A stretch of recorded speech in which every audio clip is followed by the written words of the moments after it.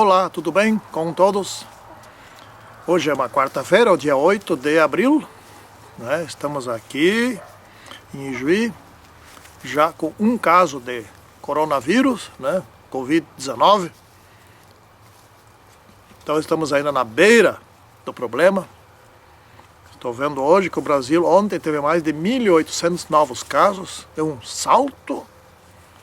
Bom, mas quando for assistido esse vídeo, a situação estará bem diferente, não é? Esse vídeo aqui é para quando mesmo? É a lição 7, para 9 de maio, 9 a 15 de maio.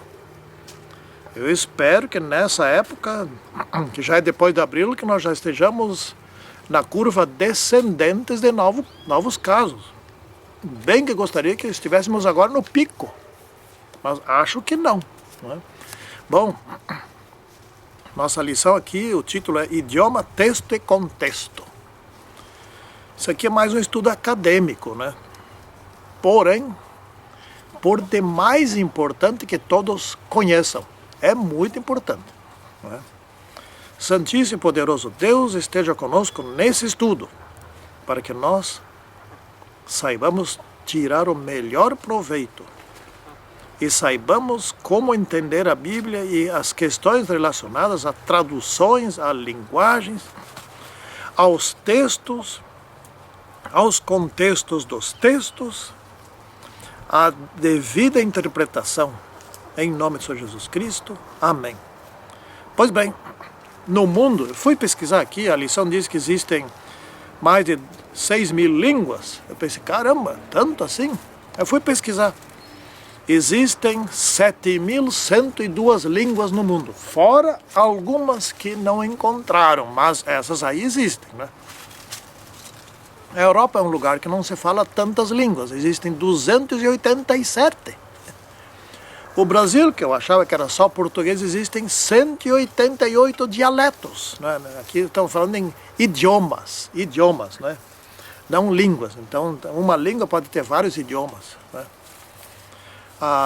O idioma mais popular, então no caso que é a língua mais popular, é o mandarim, que falam na China. E nem todos os chineses falam mandarim. Pelo que eu vi aqui, são 870 milhões de pessoas que falam mandarim. E na China existe 1 bilhão, mais de 1 bilhão e 300 milhões, né, de habitantes. O segundo é o hindi, que falam na Índia, 500 milhões. Então, a maioria dos indianos não fala hindi, né?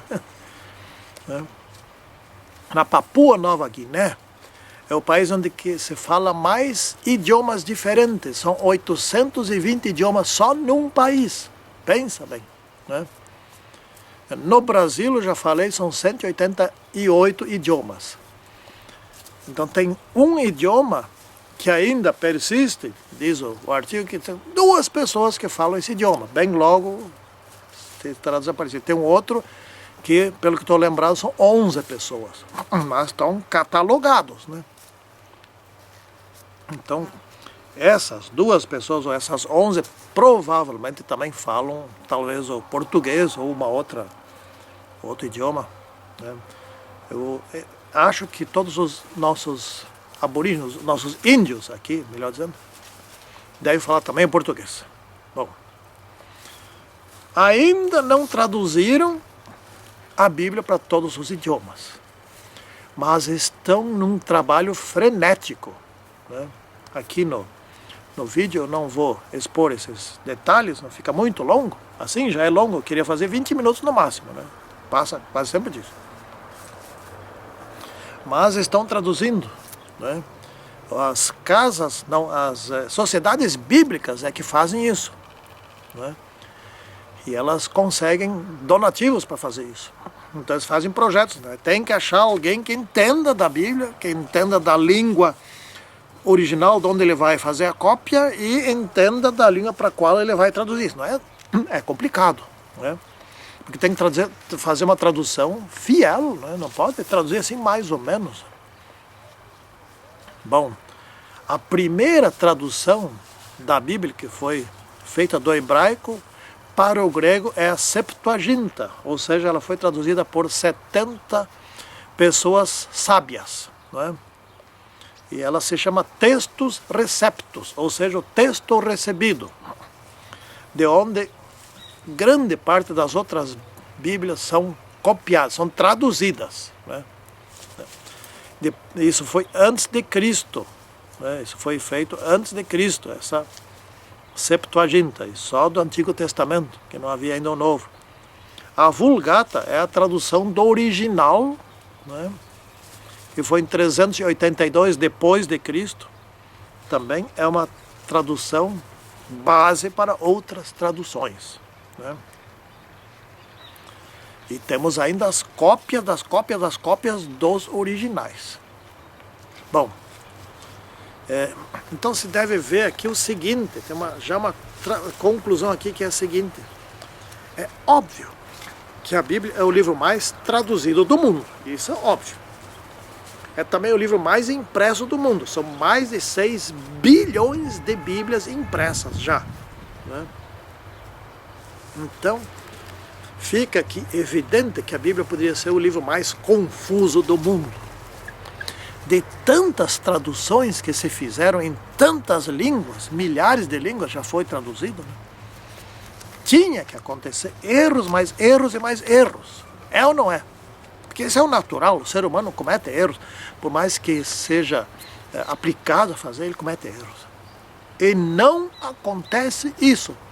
Tem alguns errinhos, mas são coisas pequenas, irrelevantes até, né, que são facilmente explicadas, como por exemplo aquela ali do Mateus, né, onde fala a respeito que te darei as chaves, etc. e tal, que se tornou base para o sistema papal.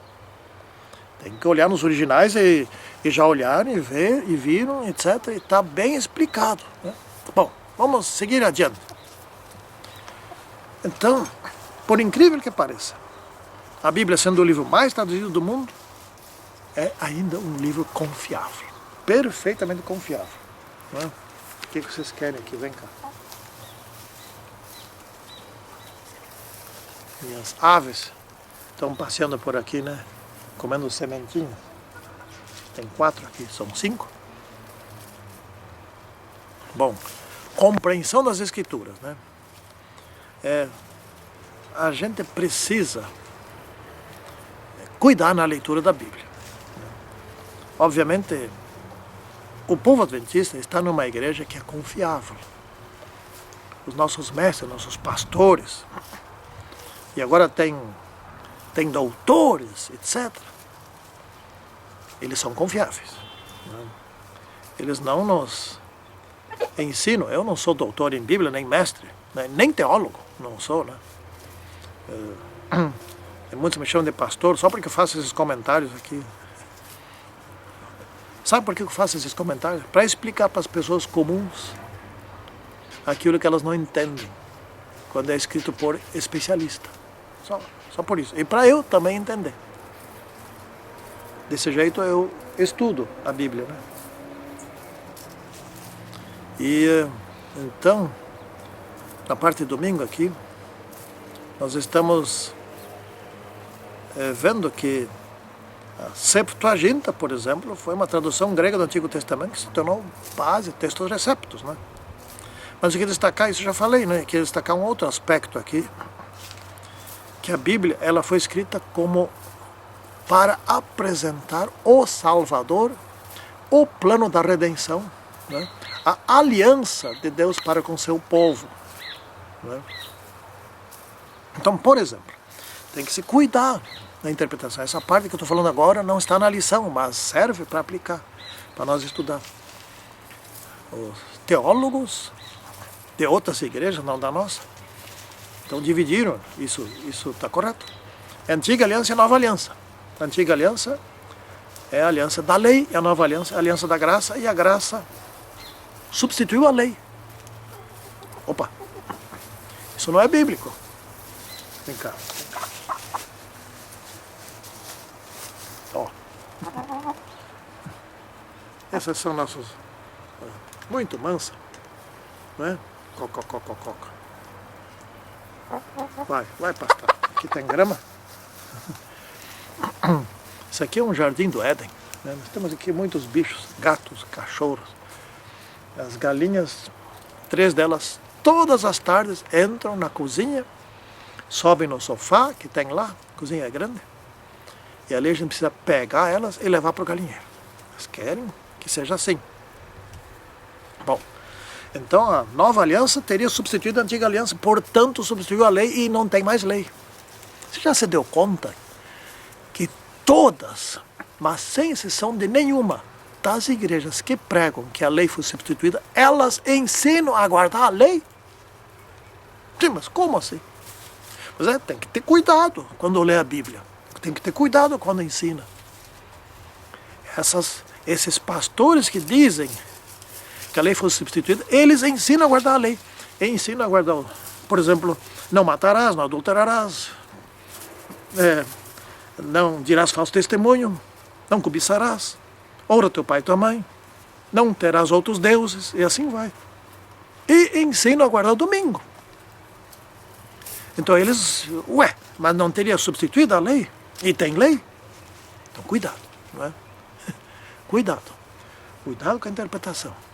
Não se deixe enrolar. Porque a Bíblia ela está envolvida, ela está envolvida num problema. Ela tem um inimigo que se chama Lúcifer, Satanás, diabo. E ele ajuda a distorcer tudo que é importante na Bíblia. Então tem que compreender as Escrituras conforme quis o autor. O autor não são os escritores, o autor é Jesus Cristo. Os escritores foram mais, em torno de uns 40 profetas que escreveram. Mas eles não escreveram da vontade deles, do conhecimento deles. Eles transmitiram por meio daquilo que se chama inspiração o que Deus queria que eles escrevessem. Então eles foram fiéis ao que Deus queria, né?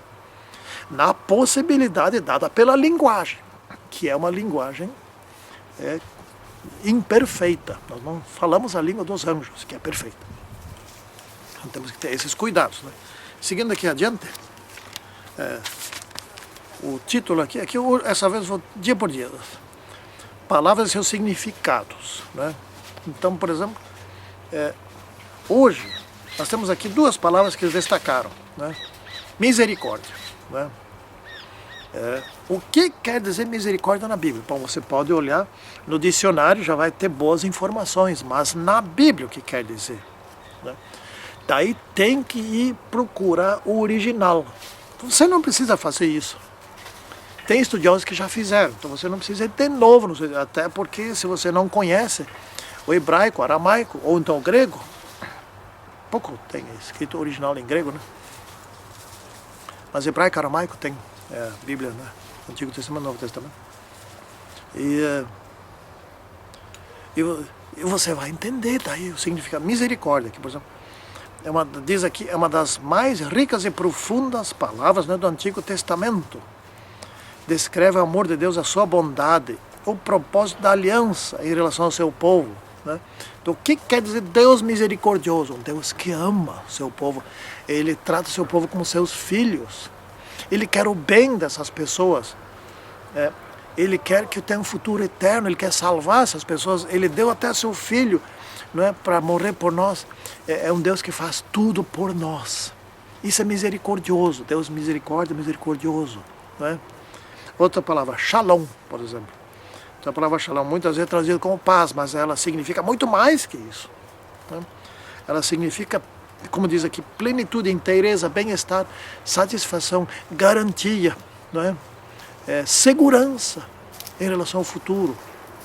Não é isso? Shalom. Então vamos seguindo aqui adiante.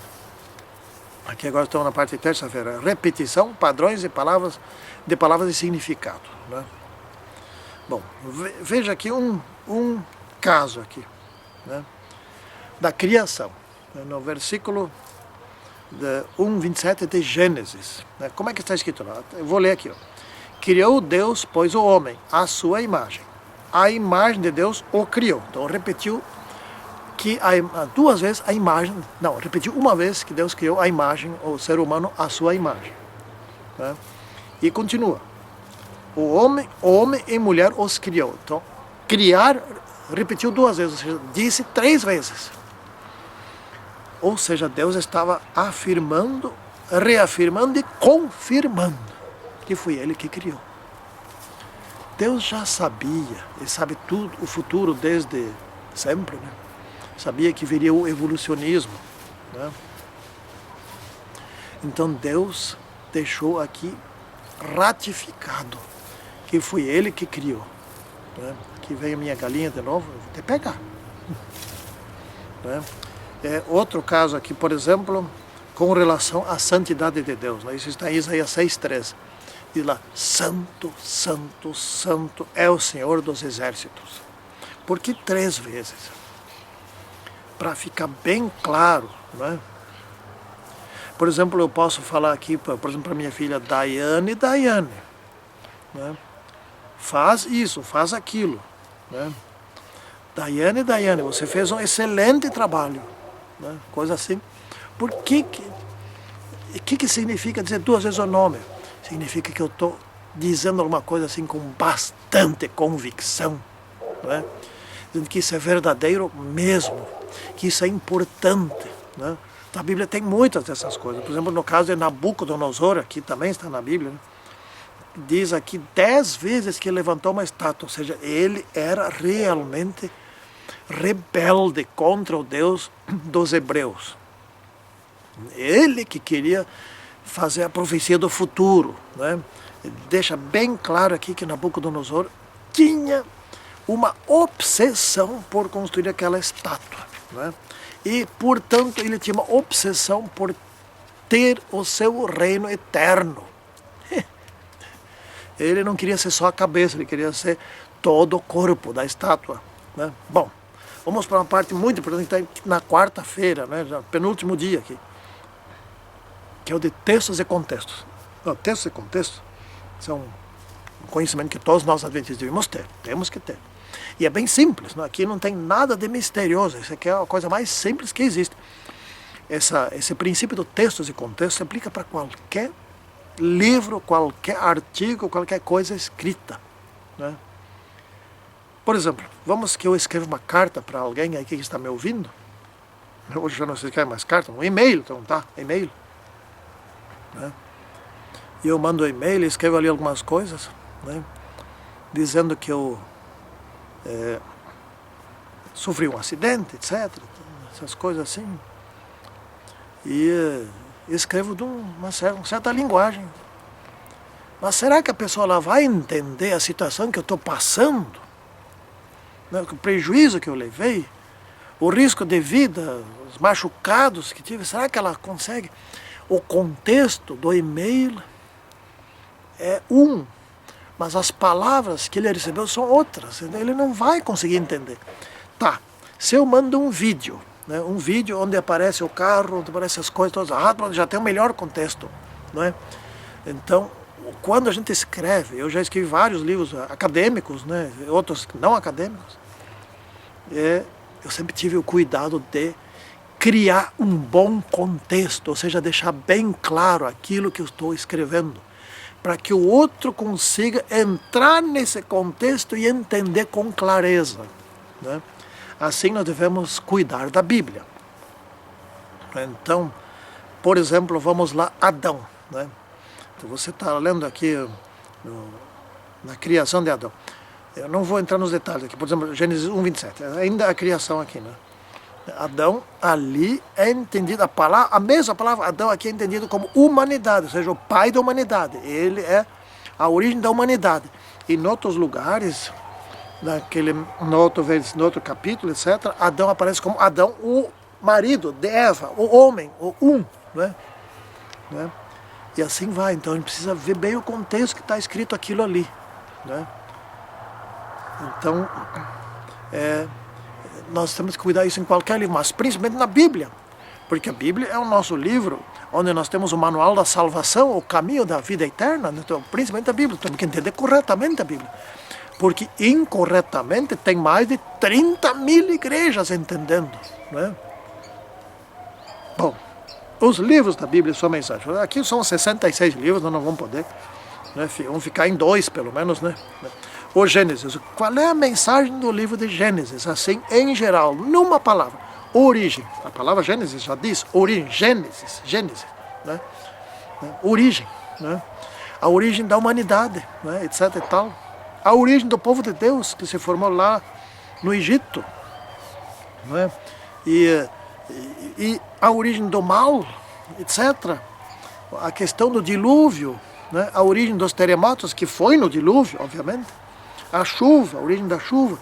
Assim, tem várias coisas que se iniciaram que estão no Gênesis, né? Então, o Gênesis não é só a criação da humanidade, não. A criação do planeta aqui, dos vegetais, não. É a origem de muitas e muitas coisas. Então, você, para compreender o restante da Bíblia, precisa conhecer as origens, né? Já o livro do Êxodo. O que é Êxodo? A palavra Êxodo significa o quê? Saída. Êxodo é sair, né? Saíram do Egito, né? Bom, mas Êxodo também significa vitória sobre o Egito. E que vitória! Né? Também significa lei, porque durante o Êxodo foi dado os 10 mandamentos.